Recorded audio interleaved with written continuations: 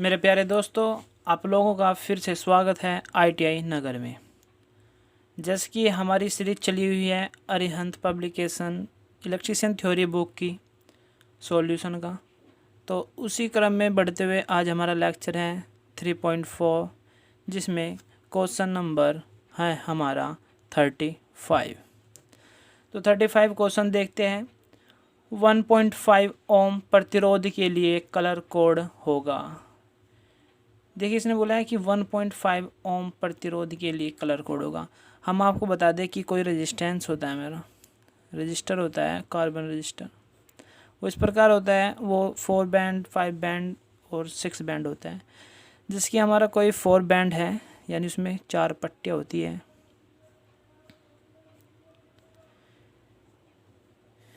ठीक है, तो इसने बोला है 1.5। तो इसी रजिस्टर को ध्यान में रखते हुए हम एक टेबल याद करते हैं, जो आपकी स्क्रीन पर आई हुई है। इसको याद करना होगा। तो हम सबसे पहले देखते हैं कि 1 किसके लिए है। 1 हमारा ब्राउन के लिए है। 1 किसके लिए है? ब्राउन के लिए।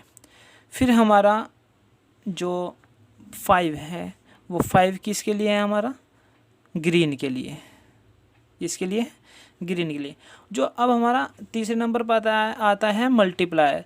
मल्टीप्लायर हमारा है, देखो 1.5 में मल्टीप्लायर क्या हुआ? 0.1। तो 0.1 मल्टीप्लायर किसका है? टेबल में देखिए, गोल्ड का। किसका है? गोल्ड का। तो मल्टीप्लायर क्या हो गया? हमारा गोल्ड। तो इसका आंसर क्या बन गया हमारा? बी, यानी ब्राउन, ग्रीन, गोल्ड। भूरा, हरा, सुनहरा। ओके, क्या बना आंसर हमारा? भूरा, हरा, सुनहरा। टेबल आपको ये याद रखनी पड़ेगी, माइंड में बिल्कुल आपको छापनी पड़ेगी, तभी आप पे ये क्वेश्चंस हो सकते हैं। और ITI में ये लगभग क्या पूछे ही जाते हैं। क्वेश्चन नंबर आता है हमारा 36 में पूछता है प्रतिरोध के कलर बैंड में भूरे रंग की सहन सीमा का मान होता है। भूरे रंग की यानी ब्राउन की जो सहन सीमा का मान है, फिर से टेबल देखिए, उसमें क्या है हमारा? +-1। तो आंसर क्या हो गया हमारा? डी, +-1।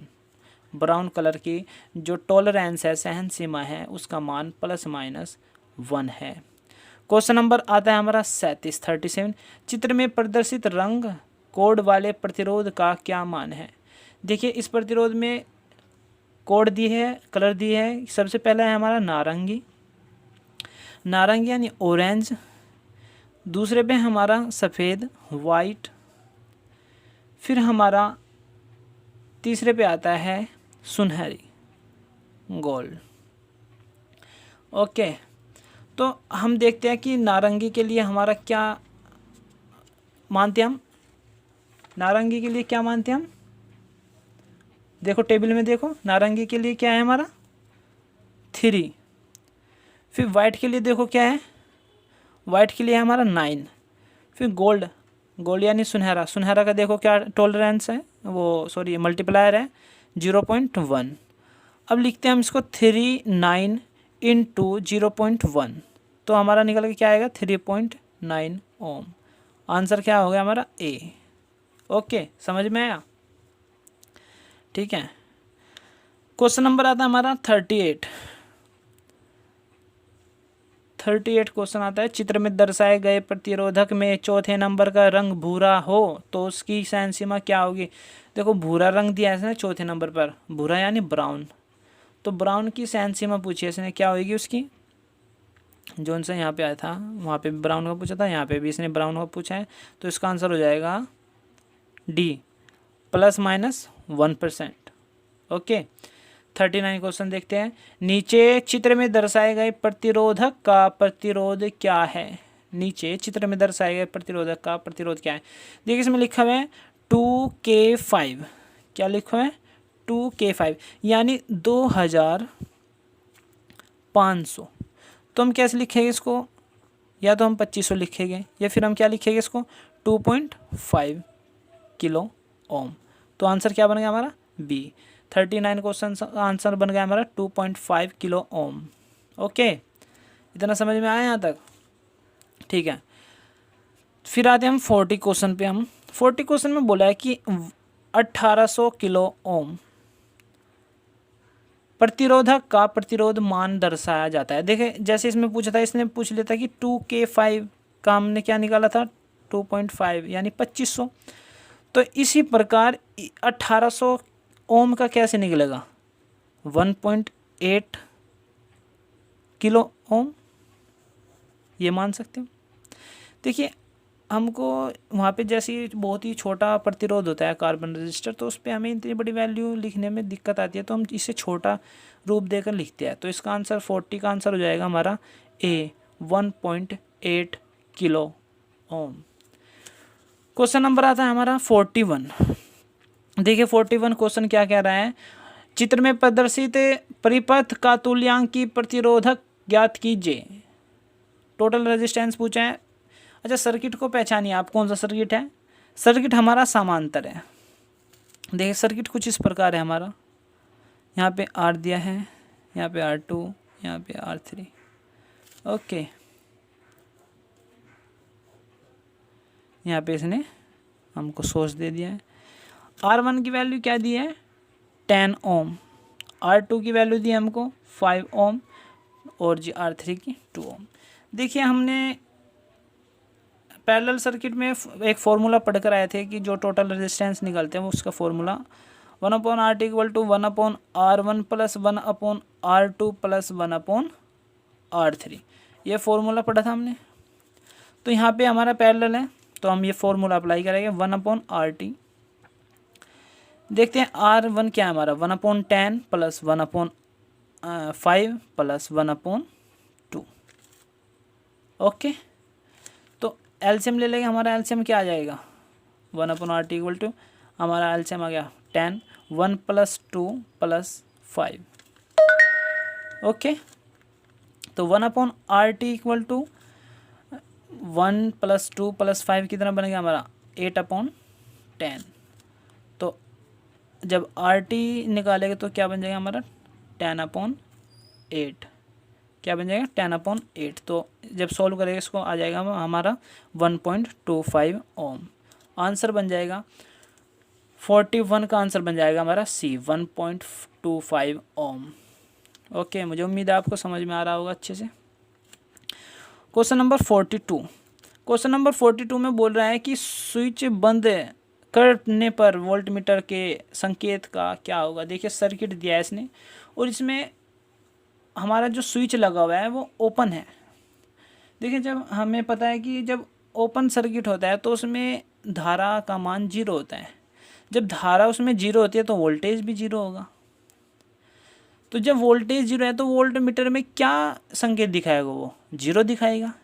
लेकिन ये कह रहा है कि अगर हम स्विच को बंद कर दें, यानी स्विच को बंद कर दिया, हमारा सर्किट कंप्लीट हो गया, तो धारा बहेगी। जब धारा बहेगी तो वोल्टेज भी बहेगी, वोल्टेज बहेगी तो वोल्टेज में 0 से ऊपर जाएगा। देखो नीचे तो जाने से रहा, 0 से ऊपर रीडिंग दिखाएगा ना।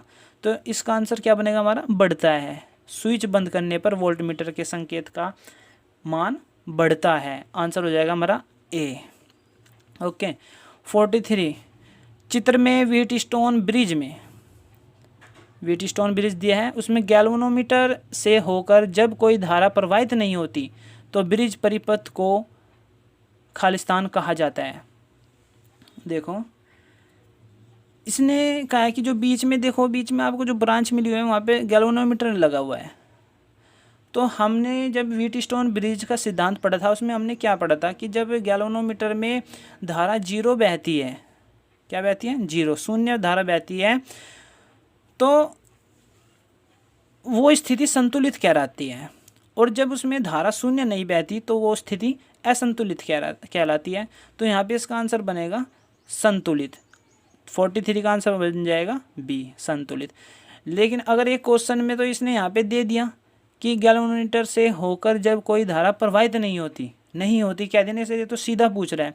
लेकिन अगर ये सेंटेंस न देकर और सीधा आपको सर्किट दे देता तो सर्किट में आपको पहचानना था कि जो ये की 2 है, स्विच है, स्विच हमारा ओपन है। तो स्विच जब हमारा ओपन है तो यानी यहाँ पे जो हमारी धारा है, करंट है, वो क्या हमारी 0 है।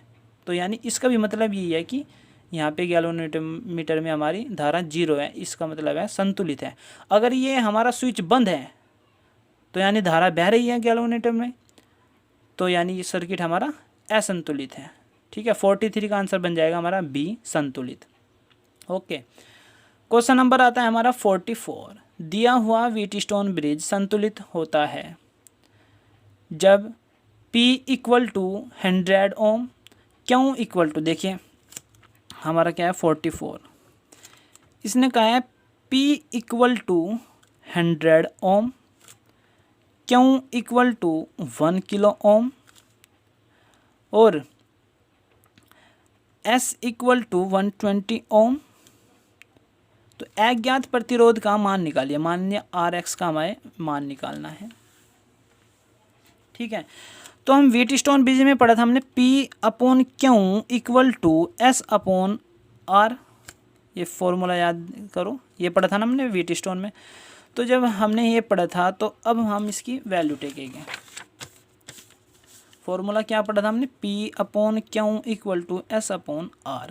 P की वैल्यू क्या दी है इसने, P की वैल्यू दिया है हमें 100 अपॉन क्यू दिया है 1 किलो ओम यानी 100 ओम इक्वल टू S दिया है 120 ओम अपॉन R हमें निकालना है।